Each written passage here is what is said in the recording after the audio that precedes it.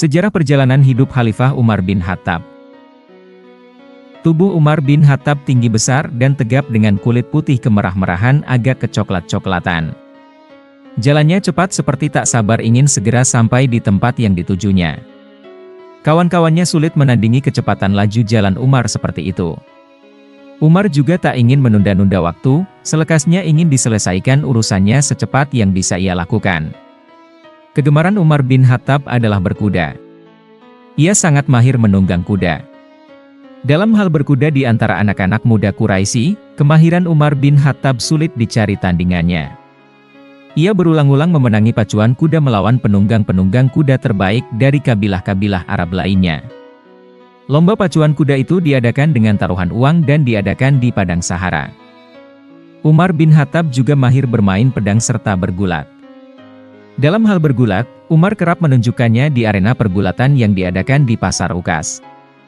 Jika dilihatnya seorang pegulat tangguh yang tidak terkalahkan selama Pasar Ukas dilangsungkan, Umar akan menantangnya.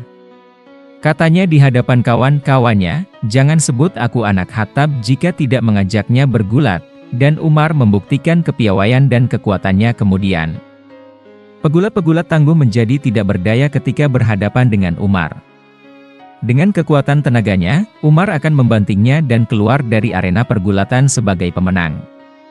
Umar memang pemuda perkasa yang sulit dicari tandingannya dalam kekuatan dan kemahirannya berkuda. Dua piawai pula bermain pedang. Dengan pedang di tangan kanan atau kiri atau juga dengan tangan kosong. Umar bin Khattab sulit dikalahkan oleh orang-orang yang mencoba beradu tanding dengannya. Bertambah hari kian bertambah mahir Umar bin Khattab menunggang kuda, bermain pedang, dan bergulat.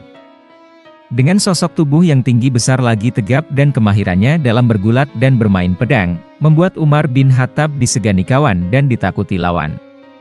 Terlebih-lebih karena sifat kasar dan gampang marahnya membuatnya ditakuti orang-orang. Umar bin Khattab juga menggemari syair. Ia kerap memperhatikan para penyair yang tengah membacakan syair-syairnya di Pasar Ukas. Umar juga pintar bersyair. Ia pintar menyusun kata dan kalimat yang baik dalam ucapan dan pembicaraan. Karena kepintarannya itu, Umar, seperti halnya ayahnya, selalu dipilih menjadi utusan kaum Quraisy jika hendak mengadakan perundingan atau perjanjian dengan kabilah-kabilah lain. Dalam berpendapat, Umar bin Khattab senantiasa mengemukakan kejujuran kata hatinya. Nada bicaranya tegas dan tidak suka berbelit-belit. Ia sangat membenci kemunafikan. Jika sesuatu menurutnya benar, maka akan dikatakannya benar. Begitu pula sebaliknya.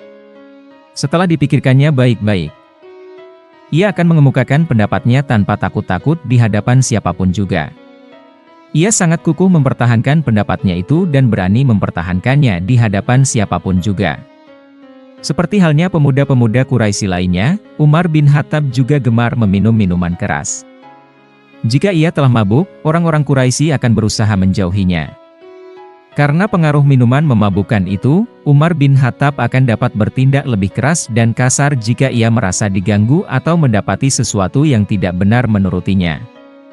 Kegemaran Umar bin Khattab yang lain adalah mengembara dan bepergian. Ketika musim panas tiba, Umar kerap bepergian ke Syam. Jika musim dingin, Umar sering bepergian ke Yaman.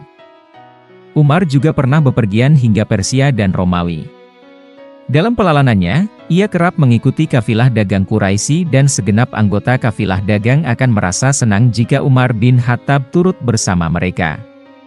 Mereka merasa mendapat keamanan yang lebih mengingat Umar bin Khattab akan berada di depan jika kafilah dagang tersebut mendapat serangan dari para perampok yang kebanyakan dilakukan oleh orang-orang Arab Badui. Dengan keberanian tingginya, Umar bin Khattab akan melawan dan mengejar para perampok itu untuk mengamankan perjalanan kafilah dagang Quraisy. Namun, berbeda dengan segenap anggota kafilah dagang. Umar tidak berdagang di Syam maupun di Yaman. Ia lebih banyak menghabiskan waktunya untuk mencari dan menambah ilmu pengetahuan.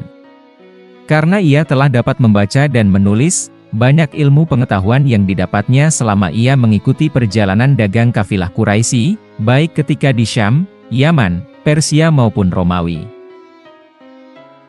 Thank you for watching.